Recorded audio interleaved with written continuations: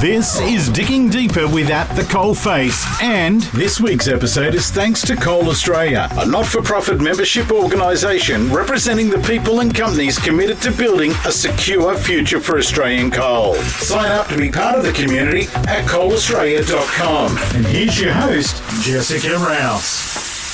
Our next guest is Craig Semple. He spent 25 years in the New South Wales Police Force as a detective, a career that came to an end due to psychological injury. And since then, he's been working with organisations and companies, including in the mining industry, to strengthen mental resilience and improve workplace wellbeing. Craig, thanks for joining us. Wonderful being here, Jess. Now, we have been yapping for about an hour before we've even hit record. The police force, I mean, as a journalist, is something that absolutely fascinates me to no end. And that was not something you always wanted to do. You wanted to be a marine biologist, of all things. Yeah, two worlds apart. Crazy. Definitely. Yeah. So 25 years in the police force. Describe to us what that was like. 25 of the best years of my life. So exciting. Yeah. So much adventure. So much camaraderie with my workmates. So many good memories. Some not so good too. That happens in every job. Yeah. But, you know, as a kid, I could never have seen myself actually going into something like law enforcement.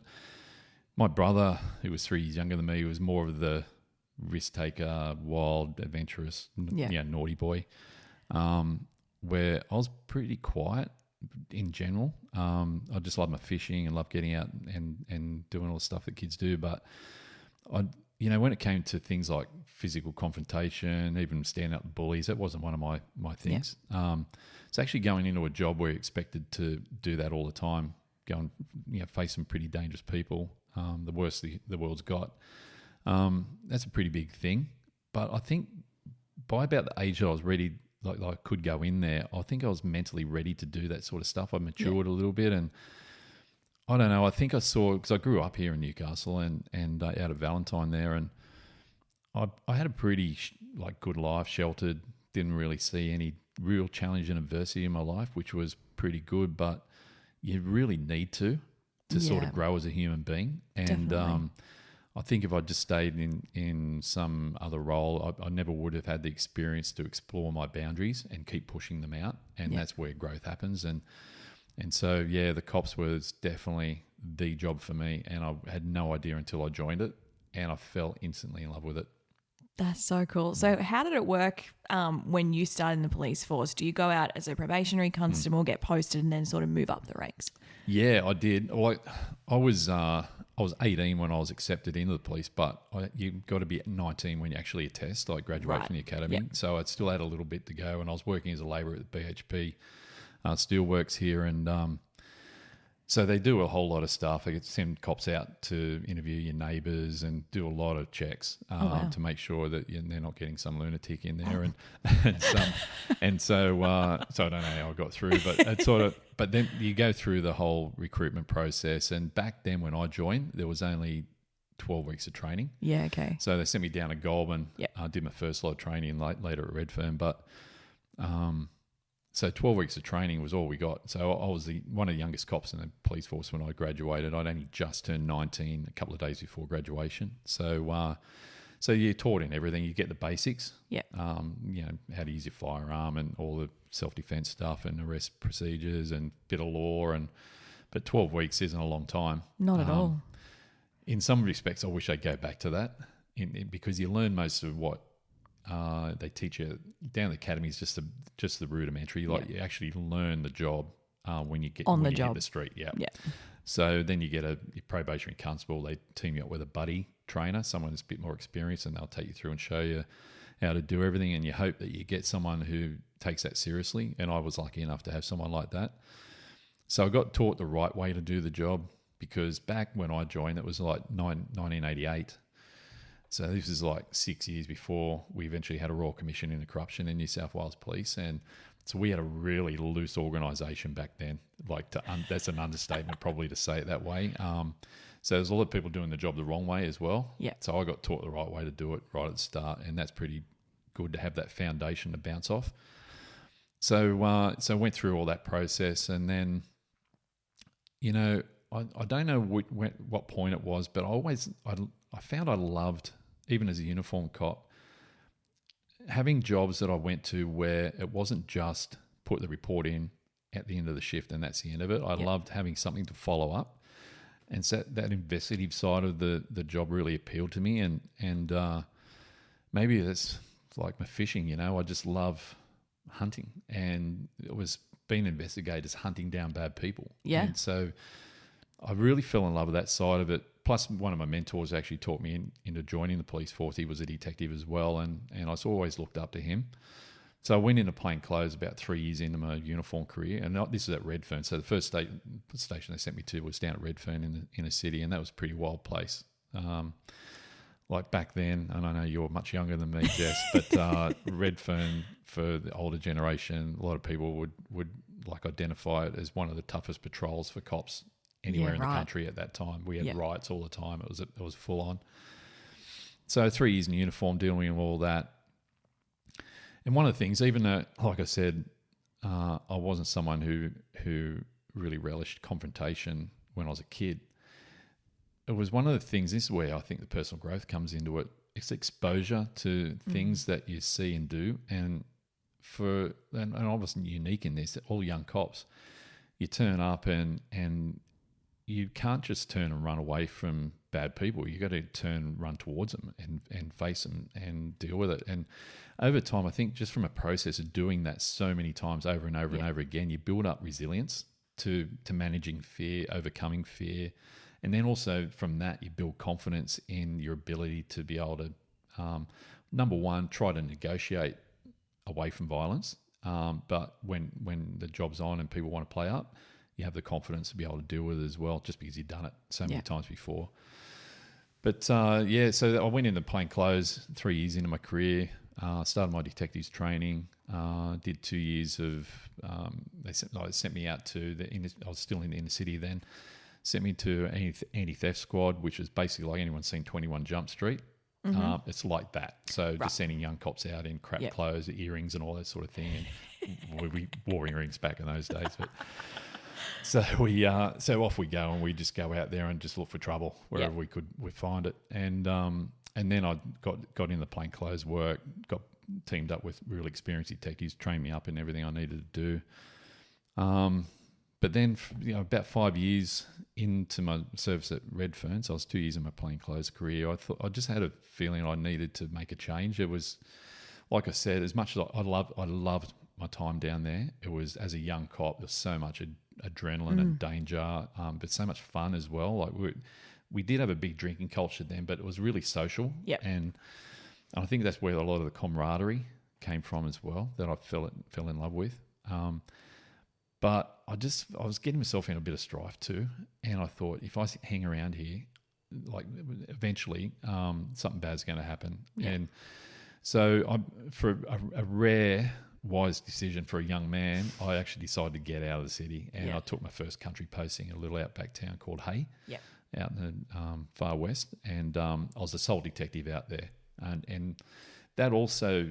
So I was still in my detectives training then. I just started the academic side of it at the academy, and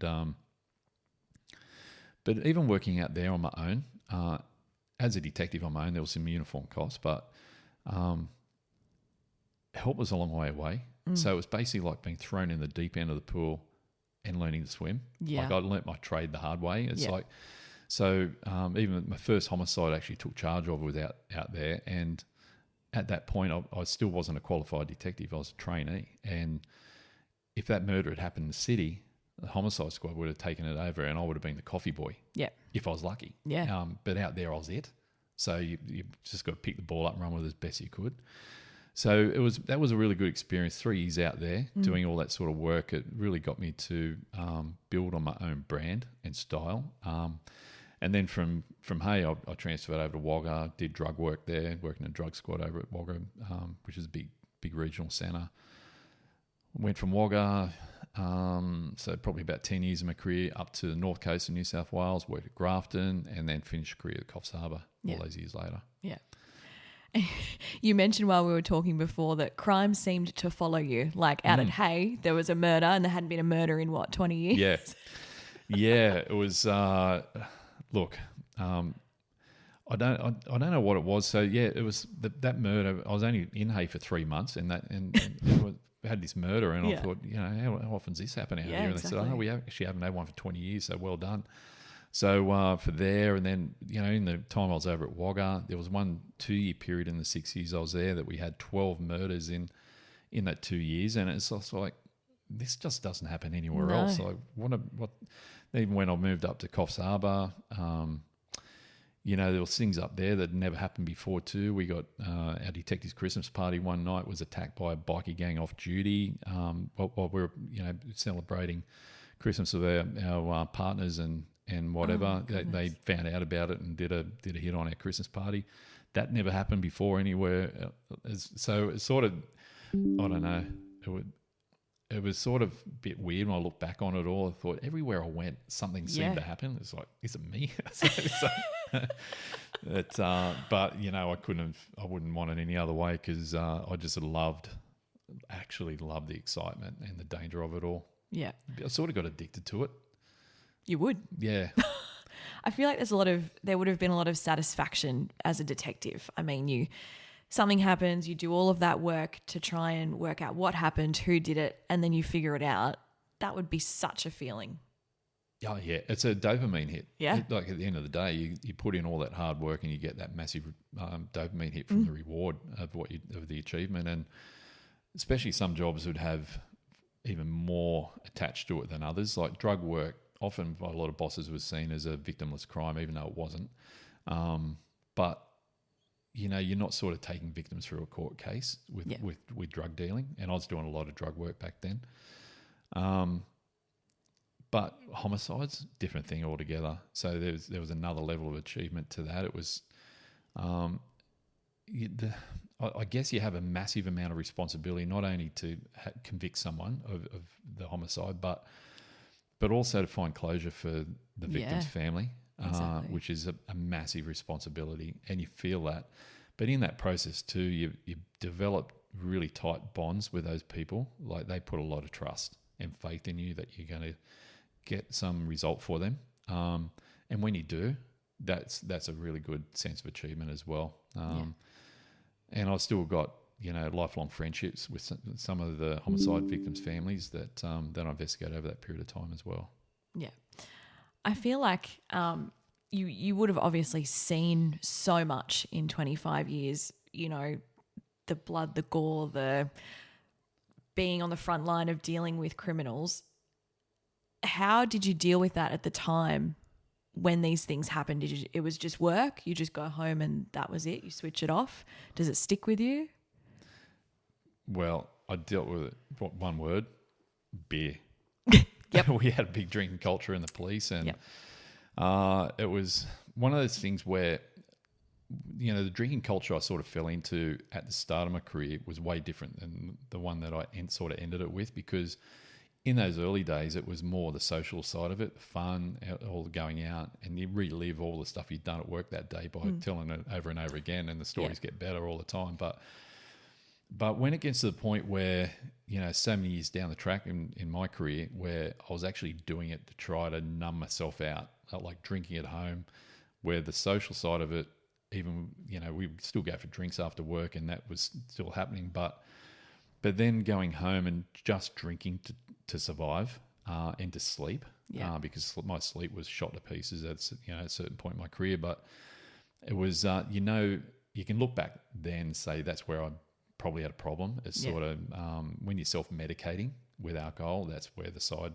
where it's really not good for you. So, but back in and the reason I bring up the alcohol side of it is, number one, it's still common for people to fall back on substance abuse as a way to deal with stuff. It's a maladaptive coping strategy, but the generation of cops that I joined, we had no psychological services back then. So it stands to reason that you're going to find ways to deal with stuff. So, and the way we dealt with it was going out for a beer with each other. We talk about it over a beer, and usually a lot of dark humor as well. And we make jokes about everything. Yeah. And but because we sort of fell into those bad habits earlier on, they're pretty hard to shake. And even when they brought in more support, because of the generation I came through, where our culture, our workplace culture, was one where you're expected to be tough enough to take everything, and that sort of follows you through, and it's hard to sort of let that go. Yeah. So so that's one of the main reasons why alcohol became my main way of dealing with stuff. But the other way I was dealing with it all as well, particularly when I knew that I was in big trouble mentally. So it was about 8 or 9 years before my eventual career ending.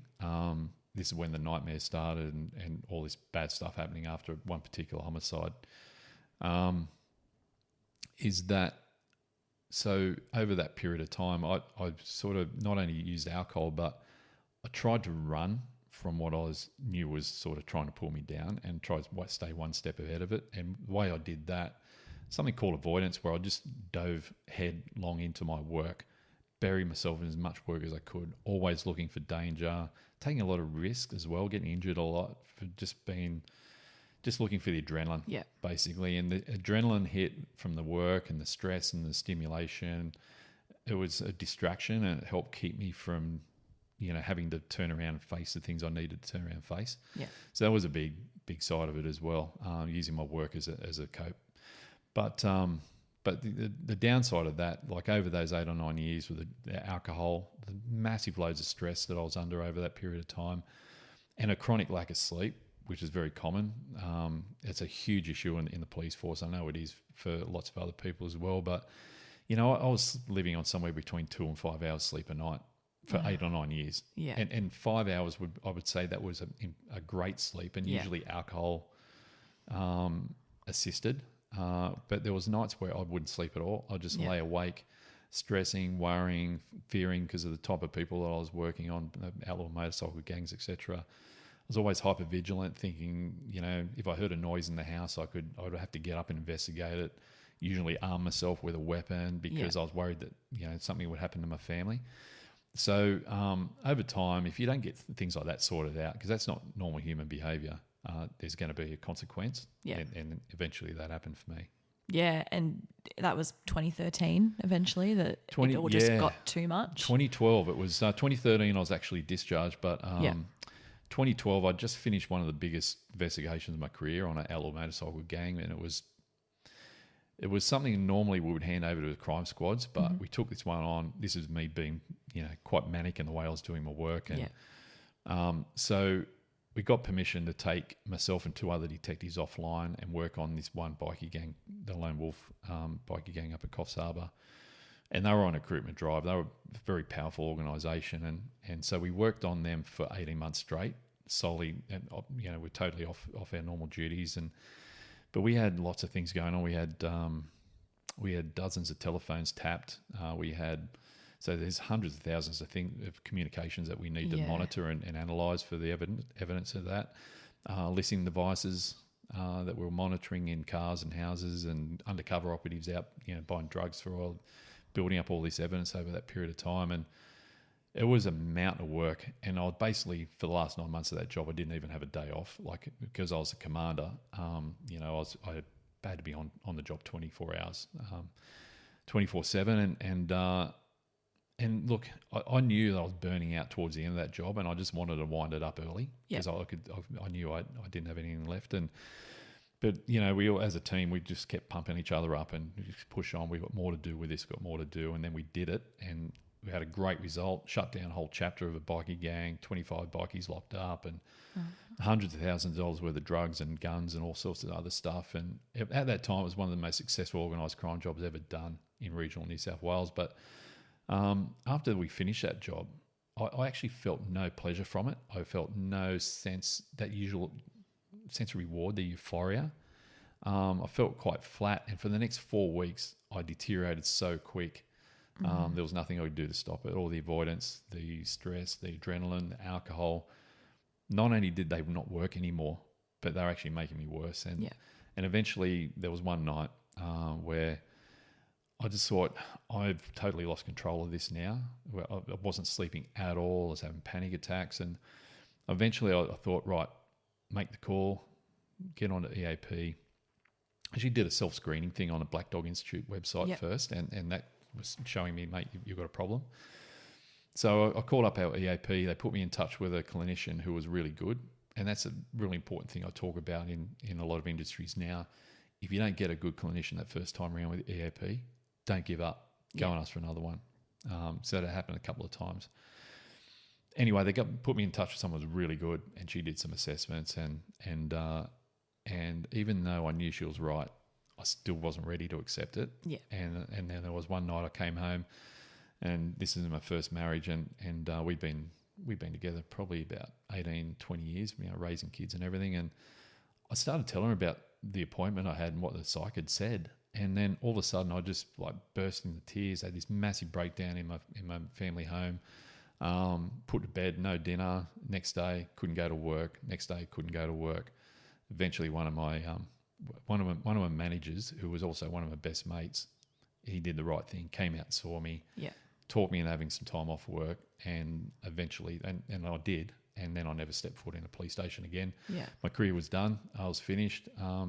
So basically what happened, the trauma, PTSD was a problem, but, I was actually living with that. What really brought me to my knees was the fact I didn't do anything about it. Yeah. I made a conscious decision when the nightmare started that, look, no one dies of a nightmare. So suck them up. Go to work every day. Don't tell anyone. And I thought that would be okay. But unfortunately, because I didn't do that and I put all these other maladaptive coping strategies in, I burnt myself out, and burnout was what really finished me. It wasn't so much the PTSD. That was the underlying issue. It was the way I failed to deal with it properly. And as a result of that, I then was diagnosed with another mental illness called major depressive disorder. So depression, as most people know it. And it was severe, and that's the one that I really had a lot of trouble with. Yeah. The one that floored me, and it's the one that kept me unwell for many years moving forward as well. Yeah. And I can't even imagine going through something like that. Like, a lot of people can't. It's just... Yeah, so I couldn't imagine it at the time. I couldn't even... And it took a long time for me to even accept it. Yes. Because I'm like no wilting flower. I'm like a big solid bloke, and I've done a lot of stuff that most people would... You're a cop. You're a wouldn't detective. think of it. Yeah. You're tough. Yeah, and but also like next level with a lot of stuff I was doing as well. But so I really had a lot of trouble accepting this. Like, why can't I just snap out of it? Yeah. Why can't I just snap out of it and just like, there's got to be an easy solution to this. But because I was so damaged, and mostly as a result of my own actions, there was just no easy solution. The medications they had me on, I was on antipsychotics, antidepressants, all this other stuff. So I was bombed out a lot, sent off to trauma clinics for lots of treatment, 3 months at Westmead Hospital.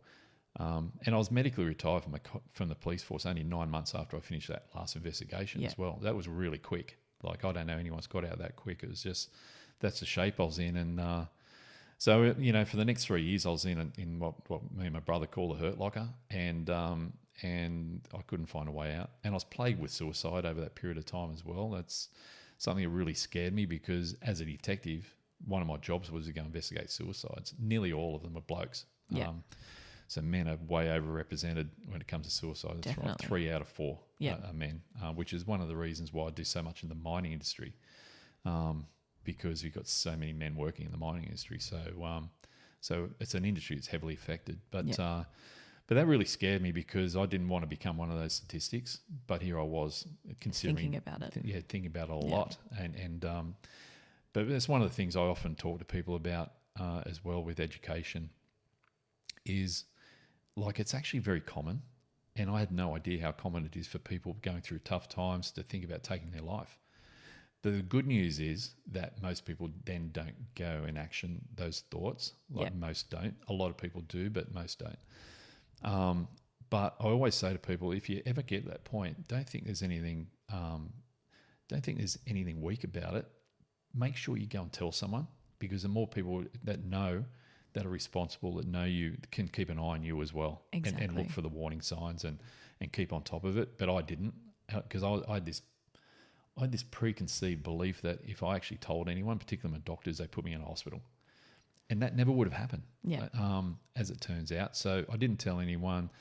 Eventually, my first marriage broke down, and at that point, I just said that's enough, and I tried to take my life. Ended up in a hospital emergency ward, but I was pretty lucky. A lot of people don't get a second chance, and I did, and I've taken it.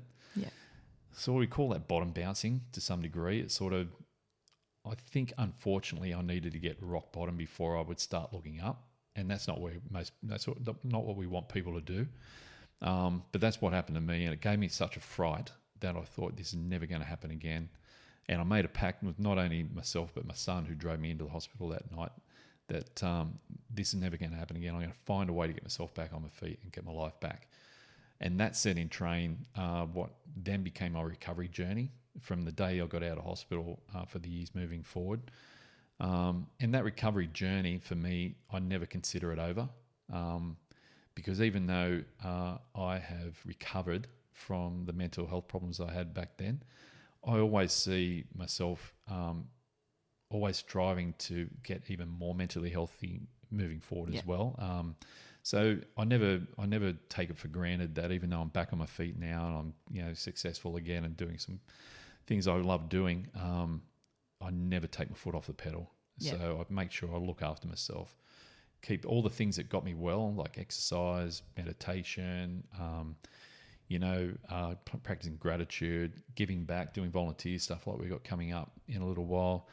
All those things are really good for maintaining my well-being, and so I'm very dedicated to.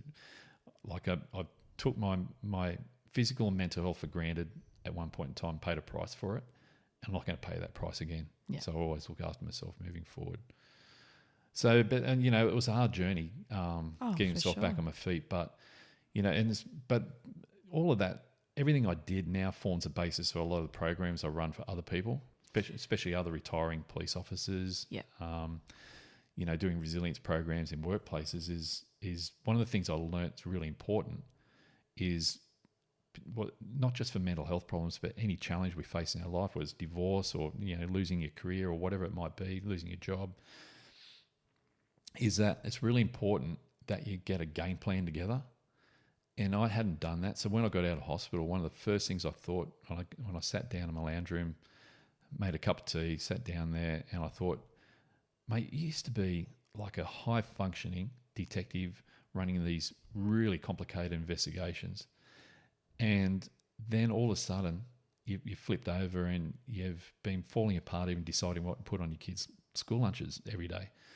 What was the big difference? And I thought about how we used to do our job. And every single time we had a job on, the first thing we'd do is we'd come up with a plan. Yeah. Investigation plan, a search warrant plan, a raid plan, whatever it was, always had a plan. And for 3 years after my police career, I never had a plan how I was going to get. Without a plan, actually having a plan, like sitting down working on one, helps you identify what your key challenges are and what actions you need to put into place moving forward. And it gives you a sense of direction, sense of hope, rather than falling into a really negative victim mindset like I had. So my recovery was all based around, righto, let's come up with it. So, but what I did, I put my old detective's hat on that day, and I made a choice that I was going to run my recovery like I was running an old police investigation. Yeah. So got my plan together, looked at all the strategies that all these psychs had taught me over 300 odd hours of sessions, and I wrote them all down in a list, and I just made a choice that every single day I would just put one simple action into each of these strategies moving forward and build on it over time. Yeah. So for exercise, for instance, I used to love surfing a lot, and I hadn't done much surfing when I was out. One of the things of depression, it robs you the pleasure of things you used to love doing. Yeah. So so my action for exercise is simply this: every day, regardless of how your mood that you're in or the conditions, you get that surfboard, put it in your car, drive down to the beach, and all you have to do is get wet. Yeah. No time limits. So I've kept it really small to minimise risk of surrender with it. And then even on the days I didn't want to be there, and I think this is crap, I'm not doing this, I'm just going to go home and think, mate, all you got to do is you got to get out of this car, walk 40 metres down to the surf, jump in the water, then you can get out, pat yourself on the back, you've done your action, go home.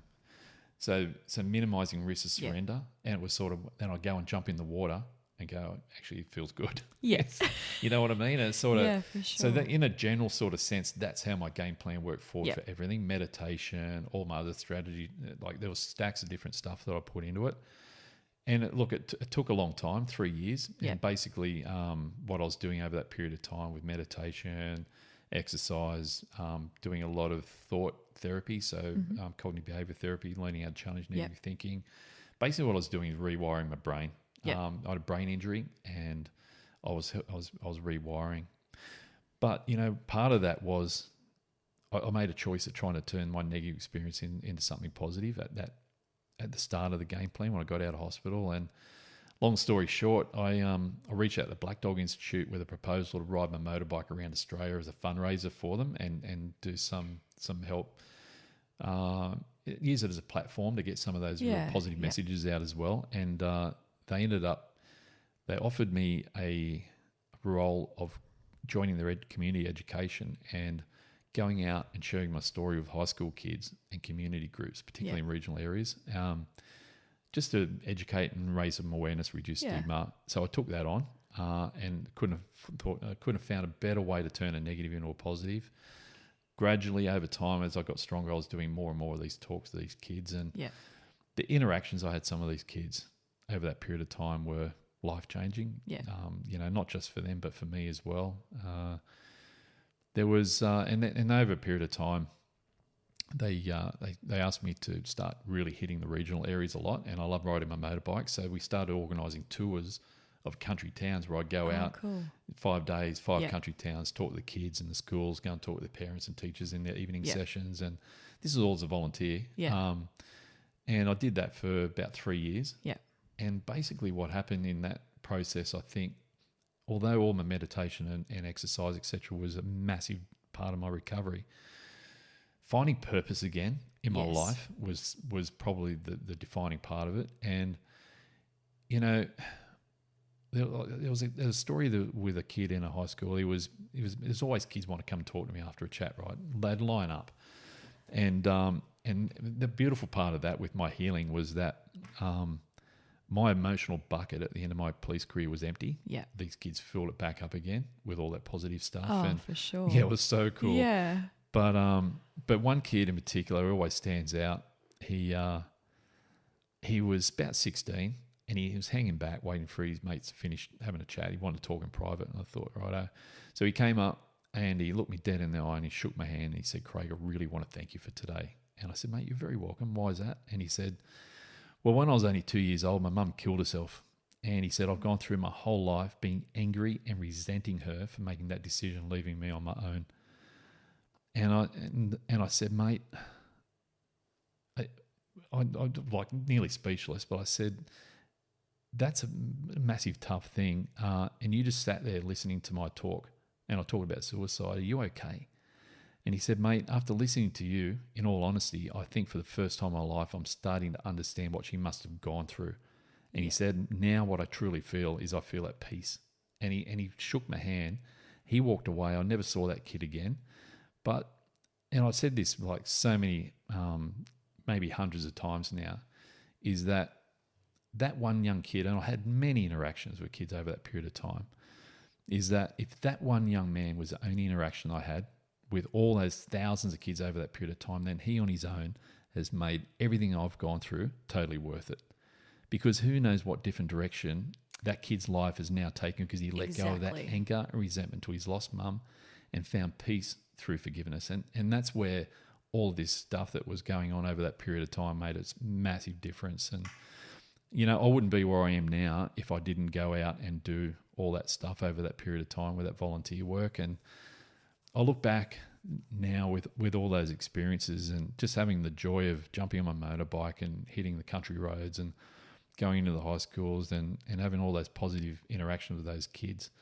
I would not be here now if it wasn't for all that work over that time. And one of the things I even talk with coal miners and others in heavy industry is, you know, there are times where your job security can be a little volatile depending on what's going on in the world. And I always talk to them about the power of giving back. And if you find yourself out of work, just don't sit around waiting for something to happen. Yeah. You still need that purpose in your life. Look for a volunteer organisation or something you can join to get out of bed every day and actually feel like you're making a difference. It's and like me, doing all that volunteer work for those years, it ended up opening a gateway to a career that I never could imagine, which is what I'm doing now. Yeah, exactly. Mentality plus is career number 2. Yeah.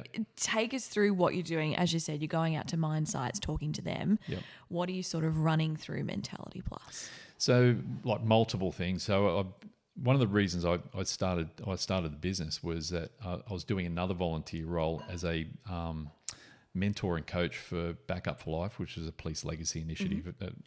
5 years going out and helping other cops through crisis, them and their families. And I did a mental health first aid course while I was doing that role. Yep. And when we finished that 2 days of training, the actual instructor came up and said, "Mate, you're already doing education, delivering it as a volunteer. Did you know you can go out and become an instructor, start your own business and go and deliver this like physical first aid? People do all those courses." I had no idea. So I went and became an instructor, started my own business, and then rolled through. So I still deliver the mental health first aid courses. I've trained over 2,000 people in that course now. Yep. So I'm a master instructor for them. I've developed my own resilience and mental health and resilience programs, which I deliver. There's a bunch of stuff that's covered in a whole lot of those things. And I'd still do a lot of lived experience talks. That's the main thing I do in the mining industry, Yep. as well as mental health first aid courses, because particularly with men, it's one of the things I find is that, a clinician can get in front of blokes and talk about the importance of this, that and the other to do with your mental health. But I think mostly men learn most through hearing stories. Exactly. You know what I'm saying? And so that's the main thing I'm sort of still pushing through in a lot of those heavy industries with mining. But probably the thing that I do most these days and gives me a massive sense of pleasure to be able to give back as well is running, I call them growing through transition programs for police officers who are leaving the police force in the same sort of circumstances that I did. Yeah, okay, yeah. And the police force are right on board. They support it. Their EML, their work cover insurer, fund it. Yeah. And so I'm running those programs right across the state as well. And that's really cool. It's like seeing people that often are so terrified even walking in the room and being with like 10 or 12 other cops in the same sort of situation. Yeah. And then at the end of the day, hearing them say, "I don't want to leave this room," is the first time I felt safe in so long. It's like, it's hard to put words into how that sort of makes me feel, that sort of that sense of purpose with that too. So there's a lot of things going on. I've written a couple of books as well, and they've had them published, and I'm working on my third at the moment. So yeah, definitely well and truly back on my feet, I think, considering all that. It's unreal. And as you say, that lived experience, I feel like males particularly need that tangible thing to grab onto, to relate to. You're not going to listen to a clinician who's never been through something telling you what you should do and what is a good idea. Like, you've been through it, you've done it, you've gone through that recovery process, still doing things now. People are going to grab onto that. Yeah, and what's really important about that, just a good point, Jess, is that one of the things I have on occasions had people come up and say, "Mate, I'm going through a lot of this stuff, but I haven't seen or done anything like you've done." And then they try to compare. Like, there's no comparison. Everyone's who they are. Everyone's got their own history. That, even things like, okay, I've seen a lot of bad stuff in my career in the police force, but nothing is devastating to me personally than divorce. You know what I mean? So, and that's a really common thing out there in the wider community. So it's not about comparisons. For me, it's all about the main reason. So there's two aspects to my lived experience talk that I deliver. Is number one, trying to increase help seeking and changing culture a little bit around that. Like, I don't try to talk down toughness at all. And particularly with coal miners, it's a tough job, and it's it's got a culture of toughness as well. And I think, we should embrace that. But part of that toughness culture should also be accepting when you're vulnerable and you need a bit of help. Exactly. I mean, we should never be too embarrassed to accept a little bit of help from people to get us back on track. We put our car in for a service every 10 or 15,000 K so the engine doesn't blow up. Exactly. So we've got to do that with our mind too, because it's a complex bit of machinery. But So it's all about encouraging the early help seeking, but also providing hope, because, it's all well and good to go through mental health dramas and, share that side of it. But there's also got to be a positive side to it as well, because for me, it's for people who really don't think, they can't see light at the end of the tunnel. It's just giving them that glimmer of hope, because, when it comes to recovery, there's so many aspects that really make a good recovery possible. Yeah. Good support from family and friends, networks, and including at work. Having a good clinician, good professionals around you that can give you all the right strategies. They're a good fit for you. But at the core of it, there's personal responsibility. Like, you've got to commit to action and do the things you need to do to get yourself well. And that's sometimes where the whole recovery journey falls apart. Yeah. And it usually does fall apart at that point because of a lack of hope. And if you don't have hope, then you're not going to commit. You're not going to go and commit to the strategies that clinicians are trying to teach you. So for me, one of the main reasons why I get up and do what I do is provide that hope. Even if it's not for people who are going through mental health problems, they might be supporting someone like a family member who is, because it's so widespread. And they also need that hope as well in continuing to provide that support for their loved ones. Yeah, exactly. I feel like hopefully as we're moving forward, and even now, that psychosocial aspect in mining and the mental health aspect and getting people equipped with that is becoming just as important as your physical first aid, knowing CPR, knowing how to be safe on site, because it does have such a huge impact. It's just as part of, and I think that's where the psychosocial risk is now. It's the new buzz term in this sort of space. But I think now it is getting to a point where it is now mental health and also just wellbeing in general of employees is now, and it's in the legislation, it's just as important as physical and managing physical hazards in a workplace like mining, right? So gone are the days where, okay, Craig's going through a divorce, that's his personal life, he shouldn't bring that to work. Those days are gone. Exactly. Like, everything has, our personal lives has an impact on work, and our work also has an impact on our personal life as well. So it's a holistic way we've got to look at it all. And that's one of the things when I do a lot of the mental health first aid courses and other training for managers, it's so important, because it's all well and good for me to go out in front of rank and file and say, make sure you reach out, get some help, but also go and tell your supervisors so they can better support you in the workplace. Now, I can say that, and if they do it and the supervisor or that manager hasn't had any training and doesn't know how to manage that situation in the workplace, that can then bring the whole system unstuck. So it's a top-down, but it's also a bottom-up approach that's got to be taken to it. And I think what I've seen over the years since I started doing this side of things, which is over 10 years now, is I can see the change. It's gradual, and like, that's okay as long as there's progress. I'm happy, and I've seen that a lot. There's way more. We're embracing it way more than we used to, and you have to just see the conferences and things like that happen in different industries now. They're always feeding in some sort of mental health or wellbeing aspect to their topics of conversation that you're going to cover as well. Yeah. There is also, not that you're going out to change the culture of workplaces, but I feel like there is still that, I was talking to someone at a mine site, I won't be specific, but he was having issues at work and he was worried about going and talking to his supervisor because he had this well-paying job, he was doing really well, and he didn't want to put that at risk for himself or his family.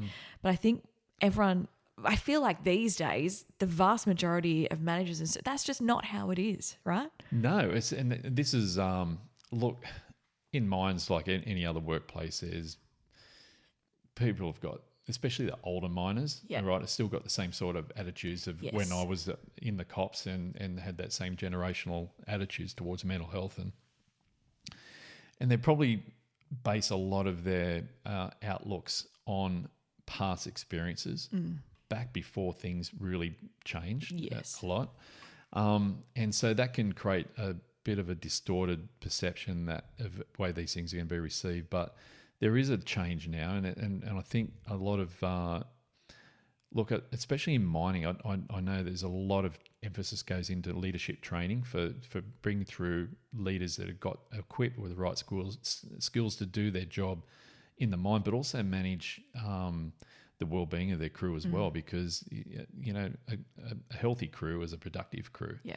But also we know that, especially in mining, using all the heavy machinery, it can be dangerous if people aren't switched on. Yeah. So we want to look after people and make sure that they're in that space. But I've had similar situations. I won't go into them in specifics either where they were, but where I've finished a talk, miner will come up to me, and this happens a lot. But this one particular miner came up to me actually in tears and was in a world of hurt. I won't go into everything that they were going through at that time, but and he said, mate, there's no way in the world I would tell my manager, like you said, we should do. And I said, why? And he said, because they'll put me off the tools and I love my job. It's the only thing keeping me going.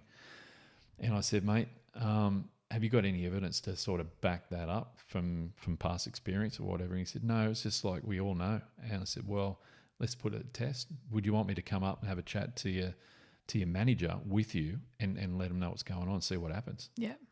Yeah, I'll do that.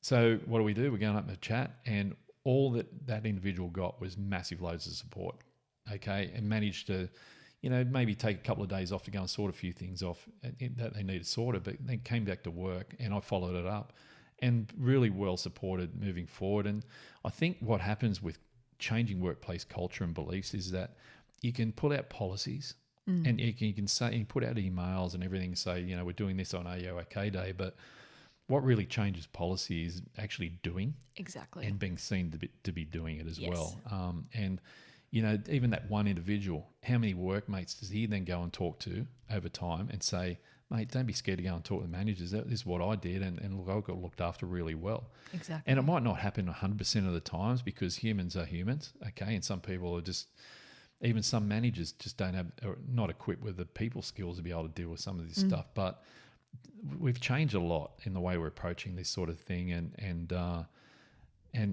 think everyone sort of needs to just, and it's one experience like that at a time that does change the culture moving forward as well.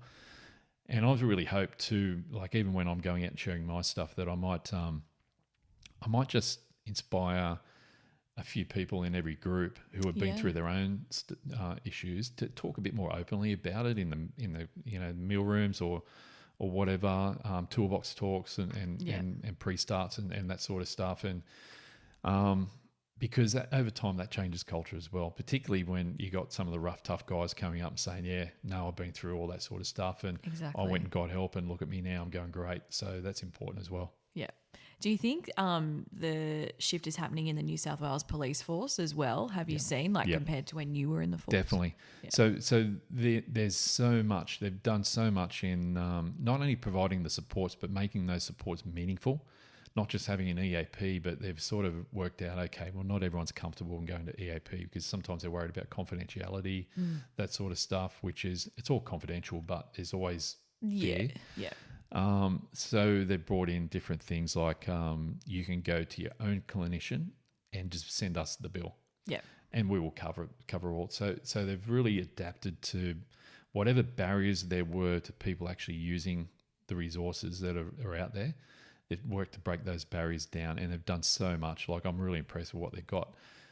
But the last battle, I think, battlefront for the cops, and there's probably a little bit more in other industries as well, is that culture. It's still, the police force has still got that culture of, oh no, if I put my hand up and say anything, I'll probably lose my career, I'll be overlooked for promotion. I've got to be, I'm tough, I'm a cop, I can get on with this. So you can put as many services as you like, they're available for people. Yeah. But if they've still got the mindset that they're not going to use them, then we've still got a battle, right? Yeah. So that is one of the things I'm still working through with the police force, and there's many people working in that space. But resource-wise, they've got lots and lots of supports now. And look, the job's changed a lot too. Yeah. It's just, the drinking culture's not there like it was back in the old days anymore. They're working 12-hour shifts and things like that. They don't have time to go for a beer after work. Yeah, true. So it is a lot different, but they've got a lot more challenges now that I didn't have in my career as well. I mean, everything's video recorded now. Yeah. It's like so much intrusion into the way they do their job. There's a lot of negative media, etc. these days, which I feel very sorry for them for. So yeah, it's a tough gig. Yeah. So I always encourage people, if you see cops out there just having a coffee or something somewhere, go and shake their hand and thank them for what they do. Yeah. Because you might actually increase their career lifespan by a couple of years just by showing a little bit of gratitude for what they've done for us.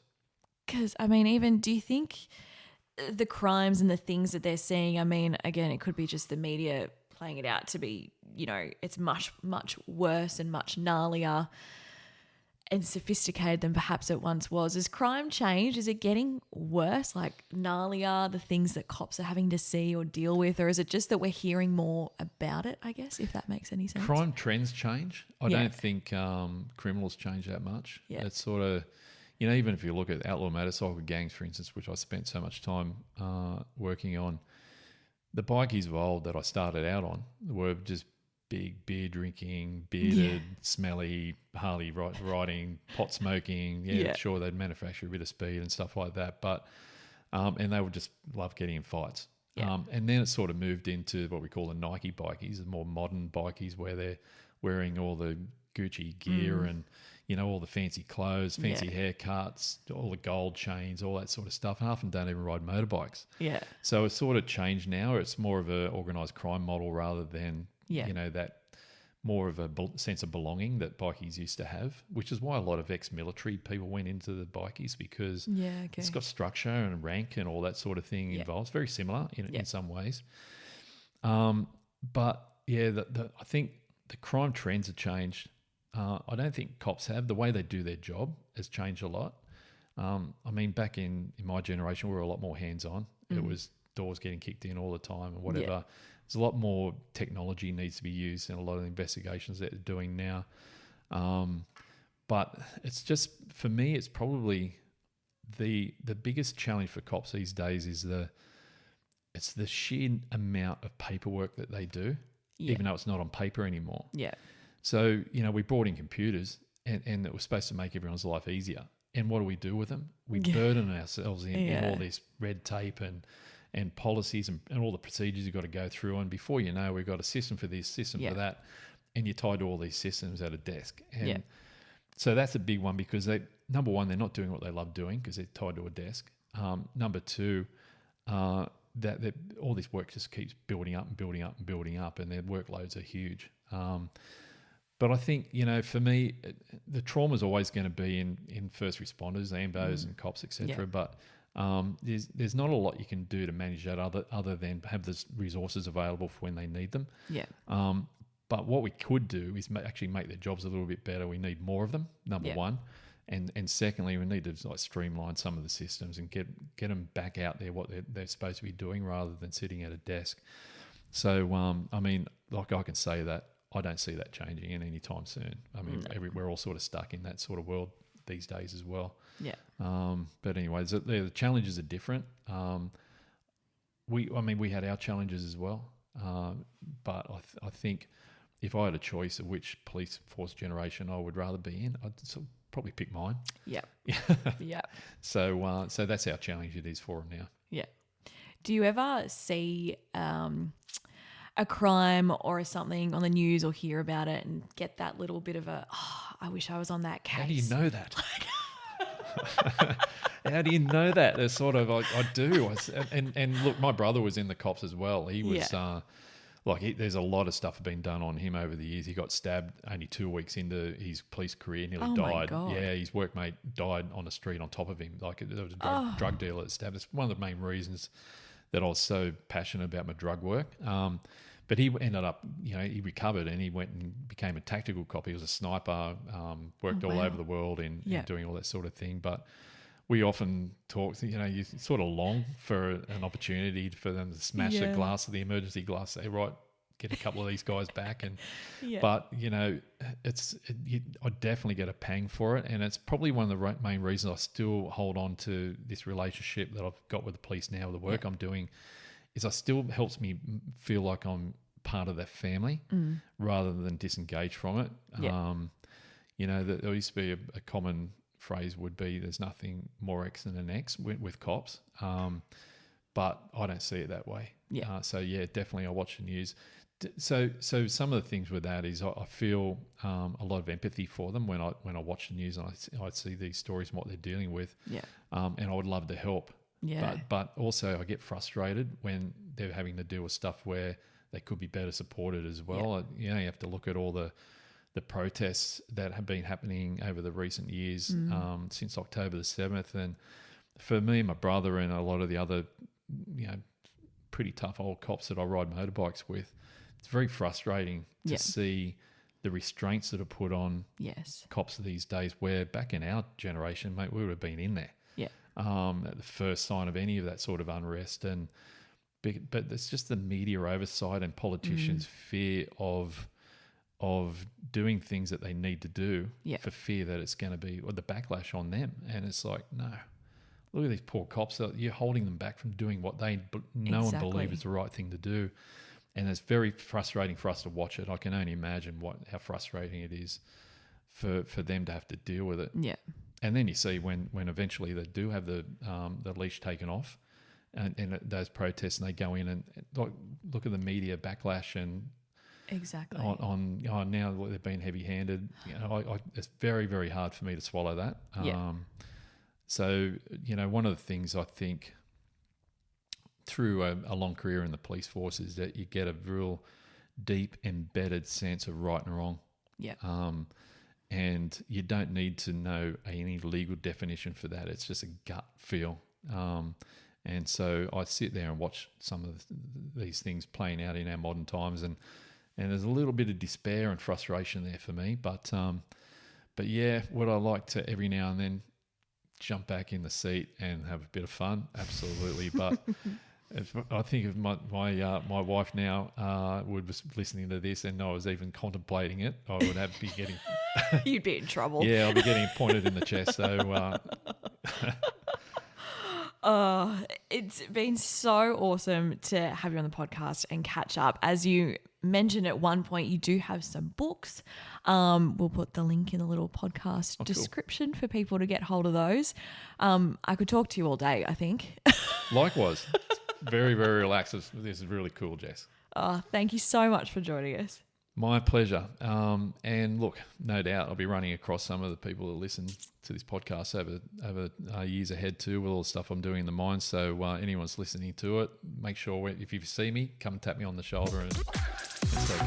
Well, thank you for joining us for this episode of Digging Deeper with At the Coalface. You can download more episodes of the podcast on all your favourite podcast platforms, Spotify, Apple Podcasts, also on YouTube, Amazon Music, all the usual places. Make sure you leave us a rating and a review. We'd love to hear what you thought.